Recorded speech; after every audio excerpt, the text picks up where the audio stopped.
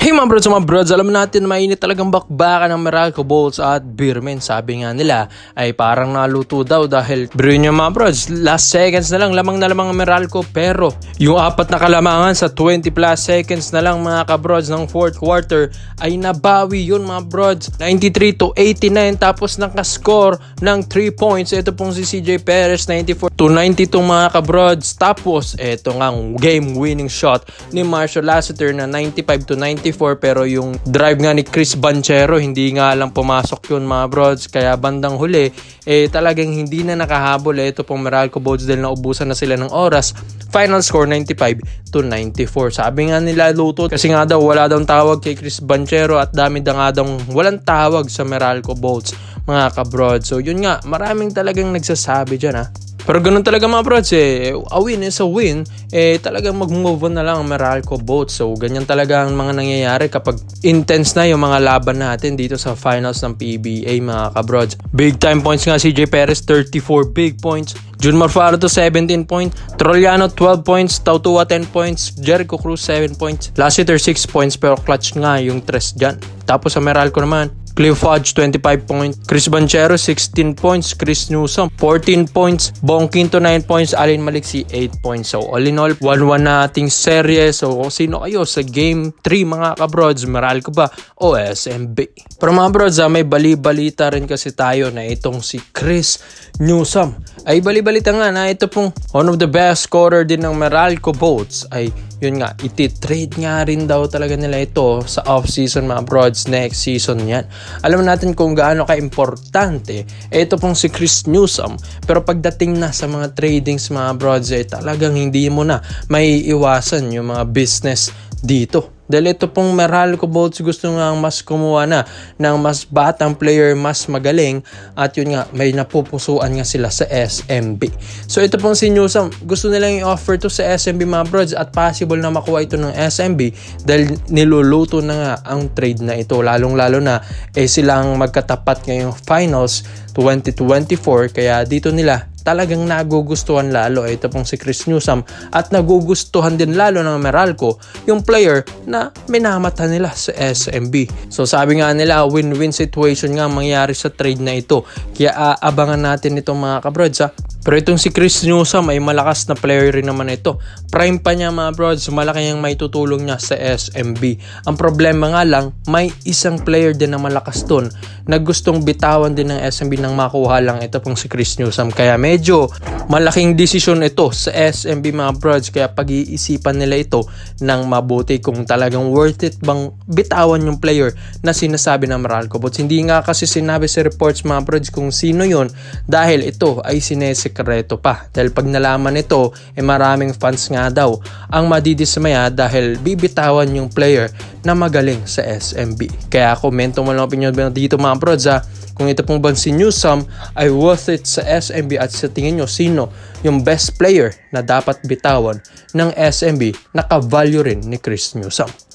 This video is brought to you by 1xBet. So matagal ko nang ginagamit ito mga brods at kumikita na rin ako dito, kaya i-share ko ito sa inyo kung saan ito pong 1xBet ay isang betting platform. Pwede kang tumaya dito ng mga paborito mong kuponan, mapa PBA, NBA at kahit anong sports mga brods.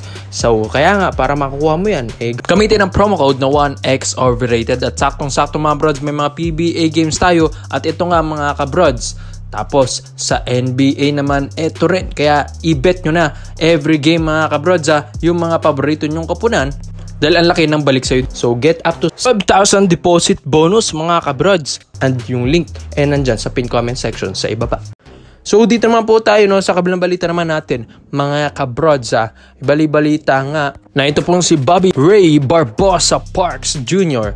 na babalik na nga dito sa PBA, at isa rin sa mga trusted source din natin na nagsabi niyan ay ito pong si Mr. Homer Saison na parang pumapangalawa nga din sa mga trusted PBA insider natin kay Mr. Snow Batwa. So bakit nga babalik ito pong si Parks? Para mapapalapit sa kanyang pamilya. Ilang beses na rin nating nasabi ito mga brothers dahil ito sa kanyang pamilya, sa kanyang girlfriend na popular vlogger dito sa Pilipinas Pilipinas na ito pong si Miss Zainab Harake. So ito pong si Parks, once na bumalik kasi ito sa ating bansa, alam na alam nyo na kung saan yan mapupunta. Syempre, babalik ito sa PBA. Di hamak naman na malaki talaga ang sinasahod niya sa Nagoya Diamond Dolphins.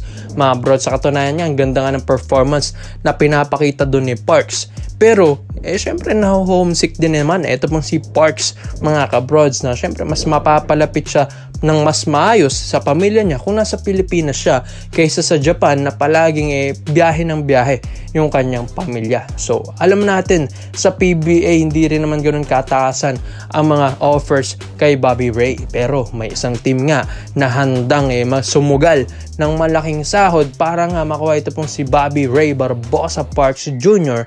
ay ang Barangay Ginebra San Miguel. Alam naman natin, one of the richest team ito sa PBA, ang Barangay Ginebra. Gate attendance pa lang, talagang sa kanila na napupunta yung malaking budget ng gate attendance dahil nga sa mga fans nila at yun nga, pati na rin sa marketing ng Barangay Ginebra. One of the popular team ito sa PBA, kaya kayang-kaya nilang kumuha ng mga famous player or mga superstar like Bobby Ray Parks Jr. mga broads. Syempre, ang sinasahod din naman nito milyones kada buwan sa Nagoya Diamond Dolphins sa Japan B-League. Dahil di rin naman basta-basta ito pong si Parks, malakas-lakas din kasi na player ito. Kaya pagdating dito sa PBA, ay maninibago siya sa mga offers dito. Kaya ang Ginebra ay syempre para hindi nga manibago si Parks at para tumanggap na siya, tanggapin na niya yung offer na ito, ay tataasan ng maganda ng Barangay Ginebra San Miguel. Dahil nakikita rin ng Ginebra na may potential na magkaroon ng kampyonatong Ginebra with Parks dahil nag-improve ang kanyang shooting sa Japan, nag-improve ang kanyang ball handling skills, medyo nag-slim si Parks, mas bumilis siya ngayon, tapos gumanda pa yung kanyang attitude dahil iba rin kasi yung liga doon sa ibang bansa, talagang ang Japanese talagang hindi sila naghihilaan pababa kung saan talagang lahat sila ay nagtutulungan paangat, pataas mga kabrods. Kaya ito pong si Parks nahasa na na-adapt na niya yung mga ugali, skills ng Japanese sa Japan. Kaya syempre isi-share niya rin ito sa PBA once na bumalik na siya dito. Kaya ang Ginebra ngayon gusto talagang offer na maganda si Parks.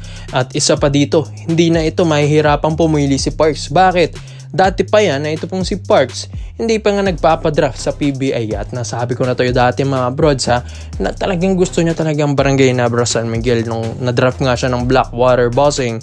Syempre, mas gusto nitong ma-trade sa Ginebra pero na TNT Tropang Giga kasi siya sa trading blocks na yun, sa Blockbuster Trades dati.